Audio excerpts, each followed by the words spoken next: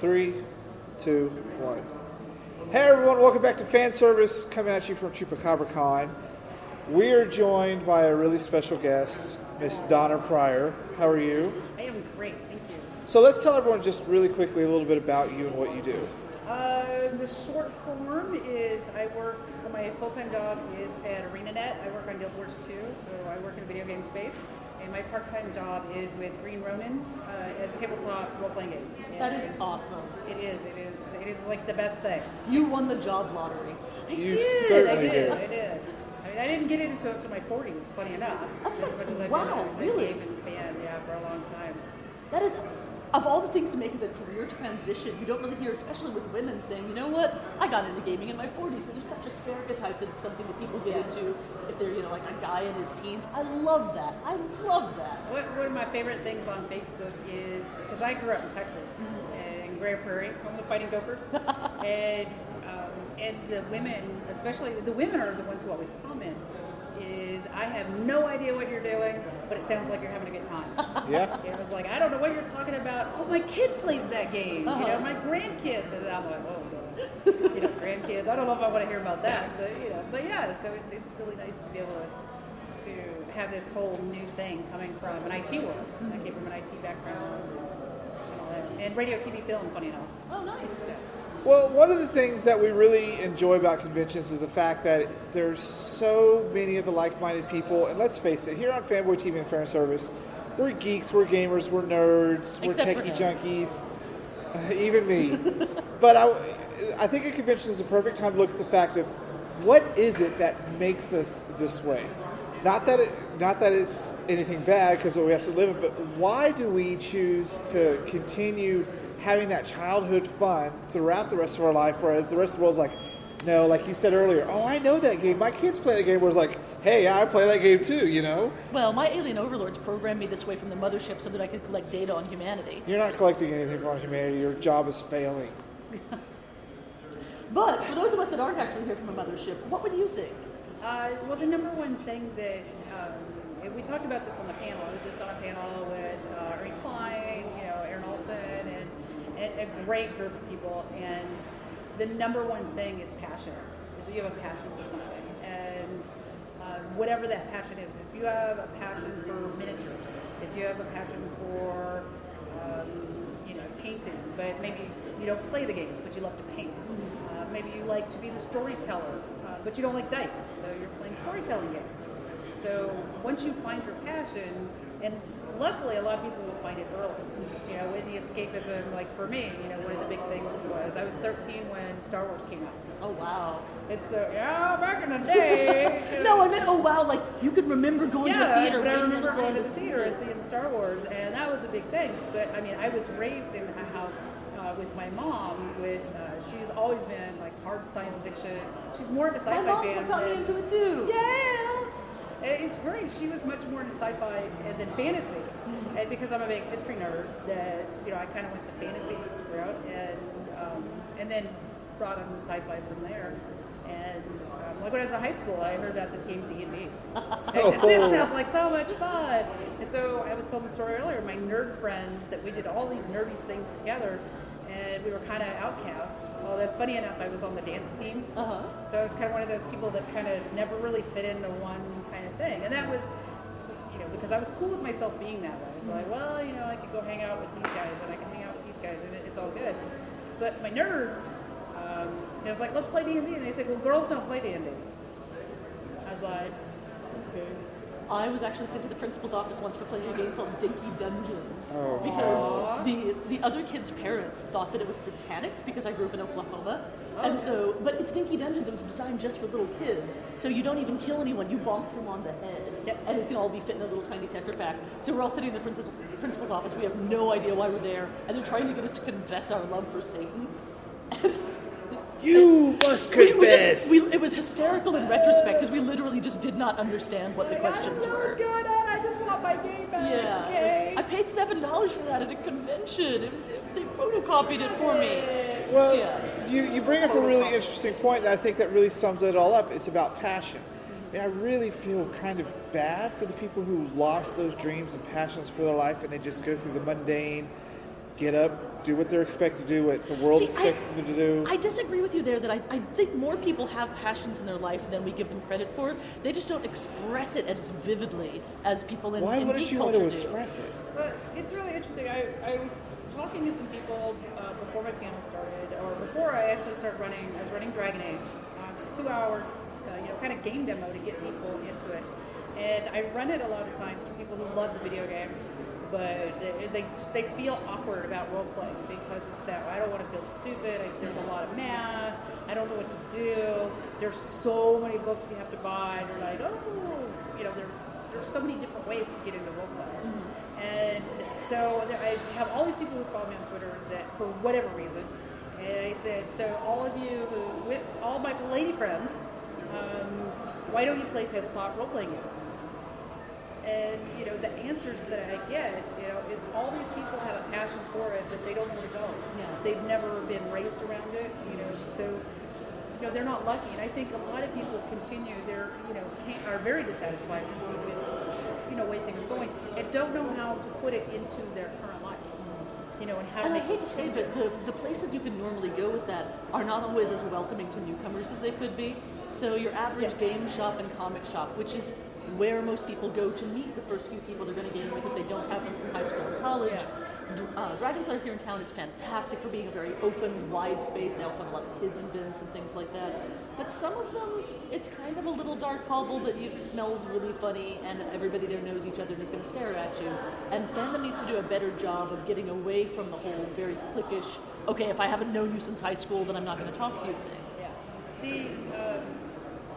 There's a lot of talk, especially in video games, about the treatment of women, LGBT people of color, not only in the games themselves, but into the cultures and communities, in geek culture and being unwelcome. And then you bring in cosplay along with that. And That's so a there's whole separate... So that's a whole separate thing. But it's not really been until I decided that I've been doing so many women in gaming panels at like PAX and all these different people in places. At Gen Con, I was like, we need this for tabletop. Mm-hmm.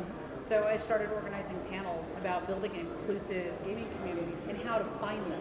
That's fascinating. It's something I hadn't even thought about doing for tabletop. Because I actually used to run a board games group back in Louisville. It's still around. It's 10 years old now. I'm very pleased with it. Board games, it's really easy to get women into because you can get like those 10, 20-minute games just to kind of like the seeds to get them started.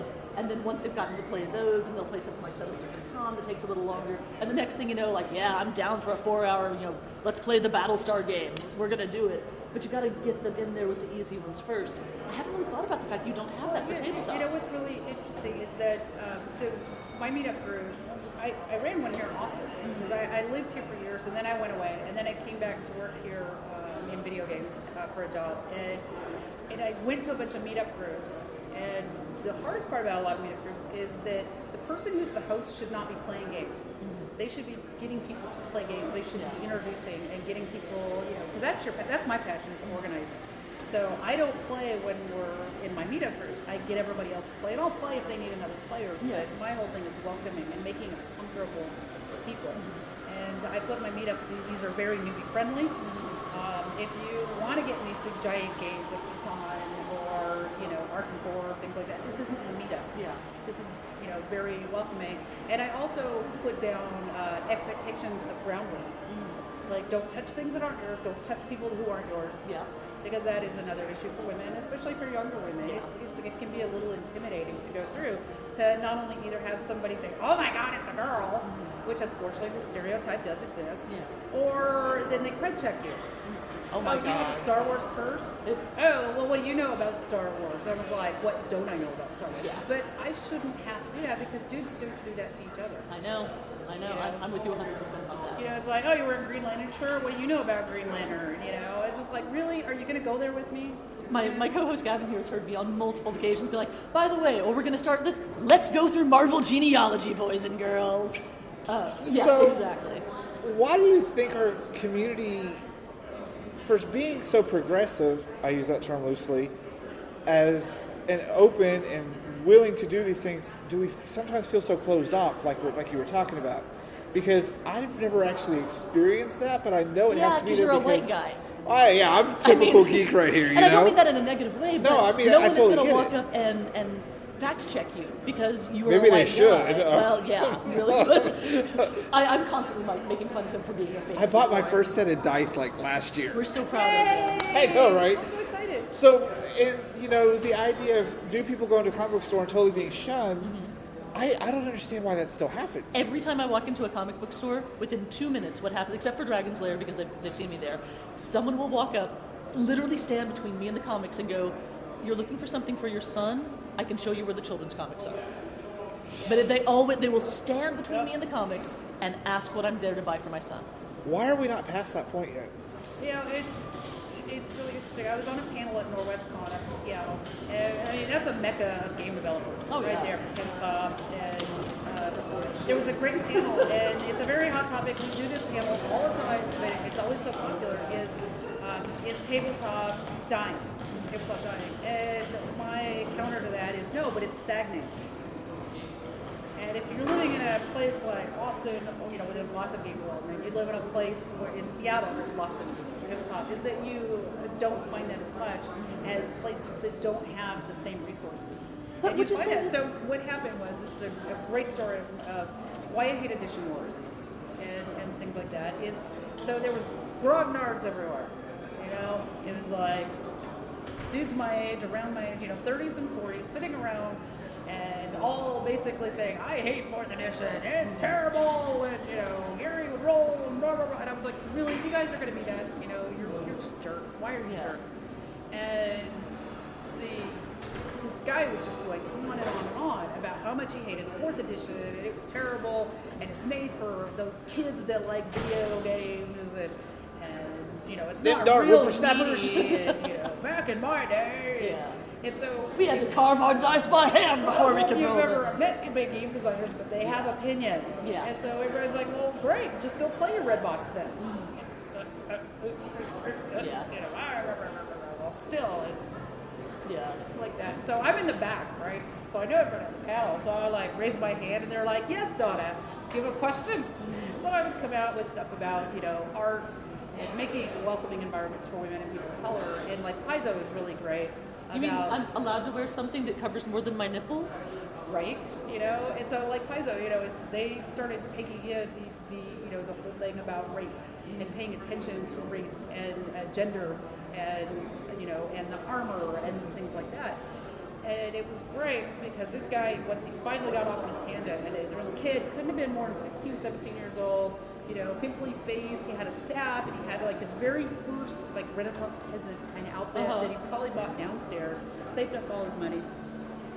And he raised his hand, and they're like, yeah, he says, sir, and he talks to the gentleman and says, I would like to disagree with you about your opinion on 4th edition. And so we're all like, Where's this going to This is go? going to be good. And so in a very respectful way, he says, my friends and I, we played World of Warcraft, we played all these different games. And so he started talking about this. Their console, they've grown up with Nintendo, with Atari, and and all these things.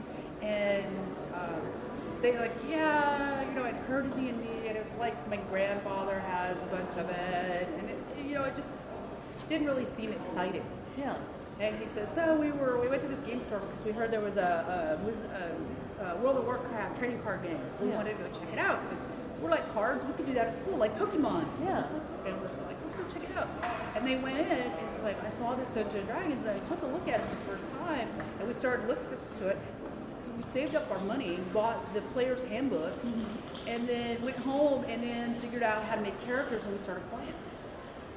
And then we started buying these books together. And so we started using our allowance and then part-time jobs to pay for, all this. And he said, now we play Shadowrun. Oh, that's fun. So they started talking about all these games they played. And if it wasn't for 4th edition, they would have never found the hobby. And that's where you get into stagnating. Yeah. Is because the industry cannot sustain itself, but people who just want to enclose themselves and not welcome anyone. Yeah. We have to encourage more people into the hobby. Now, one of the things I wonder, though, when you bring up stagnating is I feel like in the 80s with gaming, the board game renaissance hadn't happened yet. Video games were kind of, you had your Atari 2600 and that was it. Tabletop was it. And then as technology improved, we started having more and more gaming options. In the late 90s with the board games renaissance, wow, we suddenly had so many more options. I feel like it's the same people that are playing these things. They're just playing a lot more stuff. So I don't know if it's so much stagnating as diversifying. I mean, you really, because board games tend to be a bit more social because, you know, in the way of, you know, with tabletop gaming, you know, in an RPG sense, is that you're not playing against others. Where you play board games, you're playing others. You play miniatures, you're battling against other people. Yeah. And so you have a constant, you know, a turn of different people you're going to encounter versus your own 6 people who meet once a month, once a week, or whatever. So you get really focused in only your one thing. Yeah. And a lot of gaming groups have that one game and they never play anything else but that one. And Well, I mean, you know, there's also so much of a time commitment with it. yeah. Well, you know, I mean, I ran a 2-hour game. And I everybody have had never good played time. a tabletop RPG that was finished in 2 I hours. love a 2-hour. I can do an episodic 2-hour. That would be a fun And thing to that try is- to do. You know, that's why my original gaming group started playing Magic, was because we had all spread out over Austin down to, you know, from San Antonio and all around. We couldn't get together. It was such a commitment to try to get everybody together to play a day of D&D. Yeah. But Magic, that was easy. Just come over and I got my car, I got my decks, and we'll just sit down and play. Do you feel like more of the newer RPGs out there are geared at being able to play a 2-hour game, get people in and out faster, more board game style? I think they are, and I think that one of the things that I think has really helped is the story games, the GM-less games. Yeah. Is that you can get really creative when you start making your characters, and so here's your parameters. Let's tell a story. Because you can wrap that up. You can do one in 30 minutes. You can do one in 4 hours. And those are fun. And they are fun. Actually, I'm really bad at it. And I don't. Really? I'm terrible at playing them. I like the structure. I like the dice. I like the pencils. You know, I like these long sessions, but I don't ever get to play in them. You know, I would love to be in another campaign. I haven't been in a campaign in years. You know, Contact her. I absolutely love listening to you describe how things are evolving and where they need to go, because I don't always notice those things. I haven't, you know, I just He also jump has into the things. IQ of a very small frog right Sometimes, yes, but you're 100% correct. There's a point in time in which it's just kind of needs to be a little bit more inclusive, and I think we still have some excellent strides to make in that way. But just like that guy standing up saying, "This introduced me to a whole new world, and you don't want things to change." Everything evolves. Everything does, even gaming. Well, except for Warhammer 40K. And Yeah, that's why Warhammer they're 40K just gets more expensive. So I want to thank you for being on for the segment with us. It was, wow, I could listen to you all day. Like, I would just sort of hear you talk tweet this stuff all stories. day long. I need to follow you on Twitter. Yeah. That's for definite sure. So we'll be back with you guys with more from ChupaCabraCon after this.